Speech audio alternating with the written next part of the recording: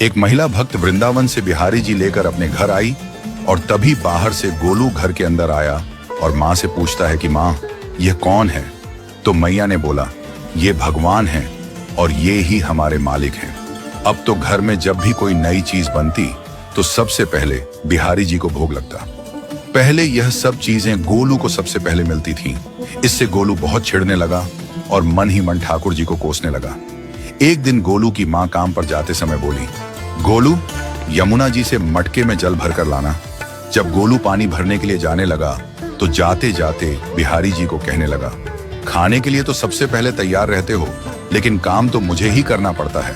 अगर यहाँ रहना है तो काम करो। कहकर गोलू यमुना जी से जल भरने के लिए चल पड़ा। गोलू जब यमुना जी में जल भरने लगा तो उसने देखा कि यमुना जी के अंदर बिहारी जी विराजमान हैं और कह रहे हैं, ला गोलू, घड़ा हम भर देते हैं। गोलू उनको देखकर हैरान हो गया और बोला, नहीं नहीं, मैं अपने आप भर लूंगा। लेकिन ठाकुर जी ने उसके हाथ से घड़ा ले लिया और भरकर घर ले आए।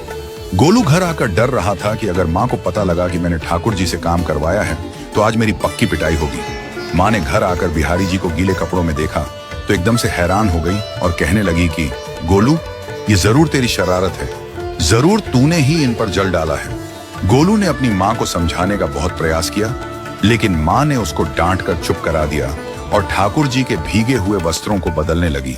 अगले दिन जब माँ ने गोलू को अनाज पिसवाने का काम दिया तो बिहारी जी फिर अनाज का कनस्तर ले आए और माँ को ठाकुर जी के वस्त्रों के ऊपर सूखा आटा पड़ा मिला। तो माँ ने फिर गोलू को डांटा कि तुझे पता नहीं कि ये हमारे भगवान हैं और तू भगवान के साथ शरारत करता है। आज तूने फिर इनके ऊपर आटा फेंका है। तो गोलू शपथ लेकर कहने लगा, नहीं माँ, मैंने कोई शरारत नहीं करी है। ये तो मेरे हाथ से गेहूं का कनस्तर लेकर खुद पिसवा कर आए हैं। गोलू की माँ आज बहुत गुस्सा हुई। अगले दिन फिर माँ बोली, बेटा गोलू, आज तुम्हारे बाबा बाहर गांव से वापस लौट आएंगे। बस आज का ही काम है, तुम जंगल से थोड़ी लकड़ियां ले आना। गोलू फिर डर गया, कहीं ठाकुर जी फिर मेरे पीछे ना आ जाएं। गोलू ने माँ को बोला कि मैं चला तो जाऊंगा, लेकिन बिहारी जी को समझा लो, वो मेरे पीछे ना आई। उसकी माँ हंसकर बोली, हाँ हाँ समझा दूंगी, तुम जाओ तो सही। गोलू जल्दी जल्दी लकड़ियां लेने जंगल में चला गया और माँ काम पर चली गई। लेकिन उस दिन माँ काम से जल्दी वापस आ गई और देखा बिहारी जी अपनी चौकी पर विराजमान नहीं है। वह तो एकदम से घबरा गई कि कहीं गोलू की शरारत तो नहीं। वह भागी भागी जंगल की तरफ गई। तभी उसने देखा कि गोलू के साथ एक इंसान लकड़ियों को लेकर घर आ रहा है। गोलू की माँ यह देखकर हैरान हो गई कि ये तो बिहारी जी हैं। ये क्या हमारे भगवान हमारा काम कर रहे हैं? इसका अर्थ गोलू ठीक कह रहा था।